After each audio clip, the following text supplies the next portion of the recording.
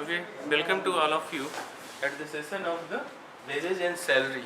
This one is the BBA 6th semester HR specialization class and conducted by Dr. B. Mishra. Now welcome to all of you. Wages and salary. What do you mean by wages? Collective bargaining के through जब हम causes of differentiation पे बात कर रहे थे तो वहाँ हमने वेजेज एंड सैलरी की भी बात करी थी। परफॉर्मेंस के सिस्टम को जब हम प्राइसिंग के फिनोमेना पे बात कर रहे थे तो हाँ हमने भी वेजेज एंड सिस्टम में fair wages, living wages, minimum wages पे बात किया था हम लोगों ने कि सैलरी के प्रोविजंस क्या क्या था। तो हम अब ये देखना चाहते हैं कि प्रिंसिपल्स क्या क्या है। फंडामेंटल प्रिंसिपल्स थे डेमोक्रेटिक कंट्रीज जहाँ भी हैं या क्राउन सिस्टम में या फेयर लिविंग सिस्टम में है, जहाँ भी हम इस प्रिंसिपल्स की बात करते हैं वहाँ हम सोशियो बिहेवियरल कंटेक्स्ट को देखते हैं और इस सोशियो बिहेवियरल में या डेमोक्रेटिक फिनोमेना में हम इक्वलिटी, सेंस ऑफ इक्वलिटी की बात करते हैं और इस सेंस ऑफ इक्वलिटी के थ्रू हम इस पेमेंट सिस्टम में भी कोई डिफ्रेंसिएशन नहीं करना चाहते हैं, चाहे वो एज हो, चाहे वो कम्युनिटी हो, चाहे जेंडर हो, चाहे क्रीड हो, किसी भी तरह से those people who have born under the constitutional certification in the territory of the nation and taking the membership of the concerned nation, having the citizenship, having the power of equality among the citizens. जो लोग उस देश के परिक्षेत्र में हैं, वो उस देश के नागरिक हैं, उन नागरिकों में किसी भी तरह का भेदभाव नहीं किया जाना चाहिए। ये डेमोक्रेटिक कॉन्स्टिट्यूशन का एक मॉरल प्रिंसिपल है, जहाँ हम इक्वल पे की बात करते हैं और इक्वल वर्क की बात करते हैं। राइटिज्म है ये सोशियो बिहेवियरल राइटिज्म है जो डेमोक्रेटिक कंट्रीज में डेमोक्रेटिक कॉन्स्टिट्यूशन के द्वारा इम्प्लीमेंट किया जाता है। कोई भी काम चाहे वो पुरुष कर रहा हो या महिला कर रही हो या बच्चे कर रहा हो या उनके द्वारा जो सिस्टम के द्वारा ऑप्ट कर लिया गया, जो सिस्टम के द्वारा इम्प्लीमेंट किया जा रहा है, उसमें किसी भी तरह के इलीगलिटीज़ नहीं आनी चाहिए। तो पेमेंट ऑफ वेजेस के सिस्टम में भी हम इलीगलिटीज़ को नहीं लाते हैं। अगर इक्वलिटी हम डिस्क्रिमिनेट कर दे रहे हैं, जब भी हम कभी किसी इंडस्ट्री में, नेशन में, सिस्टम में इक्वलिटीज़ को डिस्क्रिमिनेट करेंगे तो वहाँ इंडिविजुअलिज्म या पार्शियलिटी चलने लगती है जो फेयर नहीं है। तो जो भी वर्क के लिए हम किसी भी पर्सन को, जहां हम इनको 5000 देते हैं, तो अगर हम देख रहे हैं कि ये वोमेंस है तो वहाँ वही काम अगर वो वोमेंस कर रही तो उसे भी 5000 देंगे। ऐसा नहीं है कि मैन पायलट होगा तो उसकी सैलरी अच्छी होगी और वोमेन अगर पायलट हो जाएगी तो उसकी सैलरी में हम कटौती कर देंगे क्योंकि इसकी पोटेंशियल कम है या उसका, ये ऐसा कुछ नहीं किया जा सकता। तो ये सोशल कंसेंट है जिसके थ्रू हम इस चीज़ को ऑप्ट करते हैं। दूसरा कंडीशन ये है कि हम सोशियो बिहेवियरल क्राइटेरिया क्या क्या है उस सोसाइटी का, उस नेशन का, उस नेशन का, उस नेशनल इकोनॉमिक सिस्टम के, उस नेशनल इकोनॉमिक सिस्टम के रिलेशन एंड डेवलपमेंट के प्रोसीजर्स के, इतनी चीज़ों में हम देखते हैं। जहाँ हम लिविंग वेजेस अप्रोचेस की बात करते हैं, हमारे नेशन में लिविंग स्टैंडर्ड, अमेरिका के लिविंग स्टैंडर्ड में, सिंगापुर के लिविंग स्टैंडर्ड में डिफरेंट है। इतने पैसे में हम वहाँ नहीं रह सकते हैं, वहाँ के इतने पैसे में, क्योंकि लिविंग स्टैंडर्ड के जो rate of price national index के थ्रू हमारा इकोनॉमिक सिस्टम जो कम ज़्यादा होता, सामान महंगी हैं, ज़्यादा हैं, वो फैसिलिटीज़ जो देनी है वो हम नहीं करते। तो ये अप्रोचेज है, तो ये सोशल रिस्पॉन्सिबिलिटी है, नेशन की भी है, कॉन्स्टिट्यूशन की भी है, इंडस्ट्रियल एडमिनिस्ट्रेशन की भी है और इंडस्ट्रियल और गवर्नेंस की भी है, जो इस चीज़ को एक सैलरी स्ट्रक्चर के थ्रू लिविंग स्टैंडर्ड को मेंटेन करे, जिससे लोगों के अपने जीवन यापन में किसी भी तरह का कोई मिनिमाइजेशन या किसी भी तरह का कोई सिकनेस ना हो सके, जितना पॉसिबल है वो बेटरमेंट पे जाए। दूसरा है, यहाँ एक कैपेसिटी है जो पेमेंट करने की कैपेसिटी की बात है, ये इंडस्ट्री में भी इम्प्लीमेंट है, गवर्नेंस के सिस्टम में भी इम्प्लीमेंट है। जो हम कैडर बनाते हैं, cadre of distribution of job responsibility, उस cadre of distribution of job responsibility में हम इस चीज़ को जस्टिफाई करते हैं। ये जस्टिफिकेशन क्लियर होना चाहिए कि एपेक्सिज्म क्या है, जॉब प्रोफाइल एपेक्सिज्म क्या है, एपेक्स में और मिनिमम में कितने डिफरेंसेस हैं, टॉप लेवल मैनेजमेंट का क्या है और मिनिमम लेवल का। जितना मिनिमम लेवल के लोगों का एजुकेशनल क्वालिफिकेशन, जॉब रिस्पॉन्सिबिलिटी है, उसके कंपेरिजन में हम इंटेलिजेंसी के बेस पे, इंटेलिजेंसी और जॉब रिस्पॉन्सिबिलिटी दो चीज़ इसमें हम वेजेज एंड सैलरी में ऐड करते हैं कि individual intelligency, job responsibility and plus the accountability. ये अकाउंटेबिलिटी बात की पोर्शन है जिसको हम परफॉर्मेंस ओरिएंटेशन के बाद परफॉर्मेंस को अप्राइज करते हैं, वो अकाउंटेबिलिटी फीडबैक के साथ चली जाती है। लेकिन बेसिक हम उसकी इंटेलिजेंसी और उसकी रिस्पॉन्सिबिलिटी के थ्रू हम इस चीज़ों को करते हैं। अब यहाँ हम क्या देते हैं, पहले बेसिक जो डिसाइड किया जाता है, और प्लस डियरनेस अलाउंसेस, बाकी और अलाउंसेस हैं, फ्रिंज बेनिफिट्स हैं। फ्रिंज बेनिफिट्स में हम लोगों ने पूरा थ्योरी और डिस्कस किया है, उसको आप कभी देखिएगा। फ्रिंज बेनिफिट के साथ इसको देख के, और डियरनेस अलाउंसेस का जो हमने नोट्स आपको दिया है बेसिक और सैलरी का, उस पर आप इसको ऐड करिएगा। तो हम यहाँ बेसिक वेजेस, ये बेसिक का जो डिसीजन करती है, गवर्नेंस करती है। गवर्नेंस अपने नेशनल इकोनॉमिक स्टैंडर्ड पे और इस लिविंग बेस स्टैंडर्ड पे इंडिविजुअल सिटीजन्स के लिए प्रति व्यक्ति आय को निर्धारण किया जाता है। ये गवर्नेंस का है। बेज बोर्ड कमीशन है हिंदुस्तान में एक बेज बोर्ड कमीशन है जो इसी का काम करती है। पेमेंट पहले ग्रेड पे आया था, इतना जीडीपी हमारा, सेकंड ग्रेड, थर्ड ग्रेड था, फिर पेमेंट आ गया, एक नया कमीशन आया। कमीशन पे जो हम लोगों ने डिस्कस किया है, कमीशन आयोग में 2-3 कमीशन है, उसको आप लोग देखिएगा, वो सारी चीज़ें यहाँ नहीं हो पाती हैं। तो कमीशन के कौन किसने किया है और क्या डिफरेंसेस हुआ है, अभी तो आपको ज़रूरत नहीं है, लेकिन फिर भी ज़रूरत पड़ सकती है। तो ये बेसिक डिसाइड करने में हम उसके लिविंग स्टैंडर्ड के फिनोमेना को देखते हैं, जिससे उसके लिविंग स्टाइल्स पे फ्रूटफुल हो सके, एम्बिकेबिलिटी आ सके लाइफ में। डियरनेस, ये डेवलपमेंट के जो इकोनॉमिक डेवलपमेंट के फिनोमेना जैसे जैसे इंक्लूड होते जाएंगे वो है। और इंसेंटिव्स जो गवर्नमेंट्स के रूल्स के थ्रू, एक्ट के थ्रू या नॉर्म्स के थ्रू ऐड हो रहे हैं, जितने भी तरह से रिटायरमेंट बेनिफिट है या जो भी है, उसमें सारी लिस्ट है आपके पास में, तो वो बेनिफिट्स इसमें और ऐड होंगी। तो अब ग्रेचुटी भी है, इसमें वो भी ऐड होगी कि मिनिमम इतना पड़ेगी और इससे ज़्यादा, और बोनस है वो भी इसमें ऐड होगा। तो ये कैपेसिटी पे डिपेंड करता है, एम्प्लॉयर की कैपेसिटी पे डिपेंड करता है। अब सारे लोगों ने उसने प्रोडक्टिविटी को नहीं किया, प्रोडक्टिविटी मिनिमाइज हो गई। अब आप डिपेंड करते हैं कि हमारे 8.33% हमारा पेमेंट ऑफ बोनस होना चाहिए। अब पेमेंट ऑफ बोनस अगर परफॉर्मेंस रिड्यूस किया है, प्रोडक्टिविटी रिड्यूस की है, क्वालिटी रिड्यूस की है, और डैमेज हो रहे हैं raw materials, times and systems, तो आप क्या कर पाएंगे? क्या कैपेसिटी डेवलप हुई इकोनॉमिक पेमेंट का?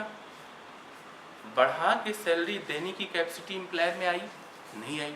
अगर नहीं आई तो living standard of organisation, economic standard of the organisation क्या रहा? स्टेबल रहा, मैक्सिमाइज हुआ, मिनिमाइज हुआ। 3 कंडीशन इसमें आपको मिलेंगे। या तो आप स्टेबल हैं, उसी पे हैं जहाँ पिछले साल थे, आज वही साल है, 10 साल से उसी स्टेटस पे हैं, तो आपको 10 साल की सैलरी वही होनी चाहिए, बढ़ना नहीं चाहिए। मिनिमाइज हो रहे हैं तो सैलरी निश्चित रूप से आपकी घटेगी, जो एडमिनिस्ट्रेटिव सिस्टम है वो वहाँ इम्प्लाई होगा, और कौन करेगा कौन नहीं करेगा।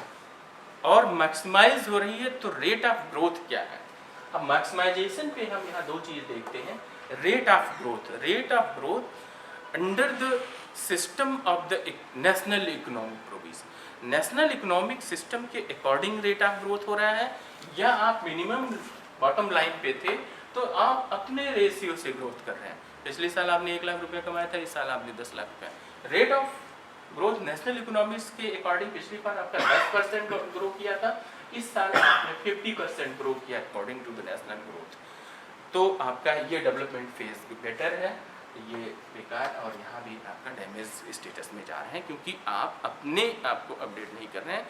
और जो कंट्रीब्यूशन है आपका, जो गवर्नेंस का कंट्रीब्यूशन है कि ये इंडस्ट्रीज नेशनल डेवलपमेंट में कंट्रीब्यूट करेंगी इकोनॉमिक्स के थ्रू, वो चीज़ आपका, वो सोशल रिस्पॉन्सिबिलिटी यहाँ नहीं हो रहा है। इसलिए आपका जो ये लिविंग स्टैंडर्ड का है ऑर्गेनाइजेशन का, वो डैमेज हुआ है।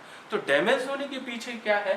ये ग्रुप ऑफ एम्प्लॉइज है, मिशन विजन जो भी प्लानिंग प्रॉब्लम है, वो सारी चीज़ें वहाँ पे हैं। अब यही चीज़ आती है कि rate of productivity. Rate of productivity में यहाँ अगर आप एपेक्सिज्म में है, it means rate of productivity, quality and return of investment of the money better है। जो आपके एम्प्लॉयर ने इन्वेस्ट किया है उसका रिटर्न बेटर आ रहा है। अब तो अगर रिटर्न बेटर आ रहा है तो परसेंटेज क्या है, और उस परसेंटेज में नेशनल ग्रोथ के कंट्रीब्यूशन के अकॉर्डिंग जो नॉर्म्स हैं वो आपके पेमेंट मिलेंगे, और जो बोनस है या जो भी बेनिफिट्स आपके साथ जो पैरामीटर में हैं जो लीगली अप्रूव्ड हुए हैं वो सारे बेनिफिट्स आपको मिलेंगे। दूसरे, प्रोडक्टिविटी के प्रोसीजर्स में कितनी क्वालिटी है, कितना उसका डिमांड बन गया और कितनी उसकी इमेज बन गई, जो ब्रांडिंग आप लोग करते हैं, इमेज ब्रांडिंग की बात करते हैं, तो वहाँ हम इमेज एपेक्सिज्म पे जाता है। इस मीन्स एपेक्सिज्म पे है आपकी इंडस्ट्री, वहाँ आप रेट को अपने हिसाब से डिसाइड कर सकते हैं, अपने इमेज के हिसाब से, अपने इमेज ब्रांड इमेज के हिसाब से। तो वो एक्सीलेंसी हुई। अभी तक तो हम जनरल कंडीशन, नॉर्मल कंडीशन, सीप कंडीशन एंड एक्सीलेंसी पे बात की, तो यहाँ हम एक्सीलेंसी पे बात करते हैं, प्रोडक्टिविटी की एक्सीलेंसी पे। अगर वो एक्सीलेंसी में है इट मीन्स ये सारे सिस्टम्स आपके बेनिफिशियल होंगे, बेनिफिट होगा, और सारे जो इकोनॉमिक कंपनसेशन आपके हैं according to norm, according to the system आपको बेटर मिलेगा। और जॉब इवैल्यूएशन की जो बात है, यहाँ पे हम परफॉर्मेंस को अप्राइज करते हैं इंडिविजुअल पीपल्स का, इंडिविजुअल एम्प्लॉइज़ का। रीज़न ये है कि जिससे हम जस्टिफाई कर सकें कि वो according to the job responsibility, according to the time, according to the system अपने परफॉर्मेंस को बेटर कर रहा है, बेटर परफॉर्म कर रहा है। अगर बेटर परफॉर्म कर रहा है तो ये सारे जो इकोनॉमिक कंपनसेशन दिए जाते हैं, जो बेनिफिट्स दिए जाते हैं, चाहे वो प्रोडक्टिविटी बेनिफिट्स हो, चाहे क्वालिटी बेस्ड हो, या किसी भी तरह के इंसेंटिव हो, इंडिविजुअल इंसेंटिव हो, एक्सीलेंस वर्कर, एक वहाँ इनाम आता है इंडस्ट्रियों में कि ईयर ऑफ द एम्प्लॉय, वो सच ईयर में ये 2 लोग ईयर ऑफ द एम्प्लॉय हुए, क्यों? बेटर परफॉर्मेंस, वो बेटर परफॉर्मेंस का कॉन्सेप्ट था। तो living wages, fair wages and minimum wages. Minimum wages की कंडीशन में वो नॉर्म्स थोड़ा डिफरेंस हो जाता है, क्योंकि वहाँ हम जॉब रिस्पॉन्सिबिलिटी को कैडर के अकॉर्डिंग नहीं कर रहे हैं। लिविंग वेजेस में अकॉर्डिंग टू द रूल जो स्टैंडर्ड है वो देंगे फेयर के सिस्टम में। अब एक क्वेश्चन आपके पास आया था, ये टाइम बेस्ड सिस्टम और एक दूसरा है पीस बेस्ड सिस्टम। ये भी एक मेथड है, method of based payment. Time based system में जो एम्प्लॉय मीन्स अर्नर्स जितना टाइम इन्वेस्ट करता है उसका जिस रेट से दिया जाता है, E means earning, T means spend time spend किया है, आर मीन्स रेट। तो यहाँ एम्प्लॉयज के according to spend their time employer payment to them their work remuneration. इस टाइम बेस्ड सिस्टम में हम उसके टाइमिंग की, ये वेज स्ट्रक्चर के थ्रू नहीं जाते हैं, जहाँ वेजेस, डियरनेस अलाउंस, इंसेंटिव, ये वो बोनस, रिटायरमेंट बेनिफिट, ये सारे चीज़ें इसमें नहीं। हमारा इनका एग्रीमेंट जो है वो केवल अर्निंग के थ्रू में जितनी देर तक आपका काम है और जितनी देर तक आपने परफॉर्म किया है वो परफॉर्म के टाइम के अकॉर्डिंग आपका रेट डिसाइड हो गया और वो रेट के हिसाब से आपके पेमेंट हो गए हैं। ये टाइम बेस्ड सिस्टम है। दूसरा, पीस डिसाइड कर लेते हैं, पीसेस कितने काम करते हैं आपको बता दिया गया। जैसे टेक्सटाइल इंडस्ट्री में एक मेंडिंग का प्रोसीजर है, मेंडिंग में वर्कर्स उस सारे चीज़ों को देखते हैं कि कितना सा अच्छा है, जो ख़राब है उस पोर्शन को उसमें मेंशन कर देते हैं कि ये पोर्शन ख़राब है, तो उनको पर मीटर के हिसाब से मिलता है। अगर उन्होंने 100 मीटर का काम किया, 1 मीटर का उनको 1 रुपये मिलते हैं, तो 100 मीटर का काम किया तो उन्होंने उनको 100 के हिसाब से रेट का मिल गया। अब उसमें किसी तरह का कोई और रिक्वायरमेंट वहाँ नहीं है। ये पीसेस के सिस्टम से आप यहाँ यूनिट के अकॉर्डिंग है आपका, आपने 1 यूनिट किया तो आपका 1 यूनिट का 1 यूनिट है, तो इस 1 यूनिट का पैसा आपका अगर 1 रुपया है तो 1 रुपीज़ हो गया, 10 रुपीज़ है तो 10 रुपया, 100 रुपीज़ है तो 100 रुपीज़, है ना। जैसे डायमंड इंडस्ट्री में डायमंड कटिंग की प्रोविज़न में वो उसके साइज पे डिसाइड करता है, बड़ा साइज, छोटा साइज, बड़ा साइज, इतने ग्रेनुल, इतने मालिक्यूल्स के। तो कटिंग ऑफ साइज जितना बेटर कटिंग करते हैं, जितना डिज़ाइन उसमें दे सकते हैं, उसकी कॉस्ट ज़्यादा हो जाएगी, पर यूनिट उसकी कॉस्ट ज़्यादा हो जाएगी।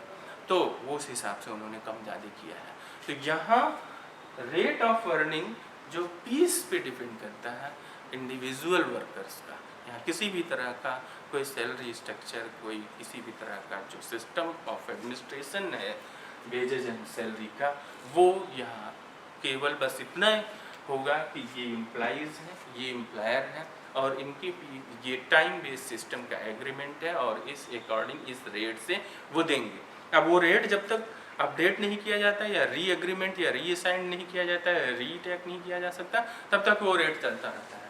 ये दोनों लोगों के रिलेशन की बात है, वो जैसे म्यूचुअल अंडरस्टैंडिंग से या अपग्रेड करने से या री असाइनमेंट से या री एग्रीमेंट से तो ये हम इसे चेंज करेंगे, और ये चीज़ पीस बेस्ड सिस्टम में है। तो ये दो मेथड आपके हैं, बाकी वेजेज एंड सैलरी आपका ये हो ही गया है। ये क्वेश्चन अंजलि की तरफ से आया था, तो आप लोग भी जिनके पास क्वेश्चन है वो दें। Thank you to all of you.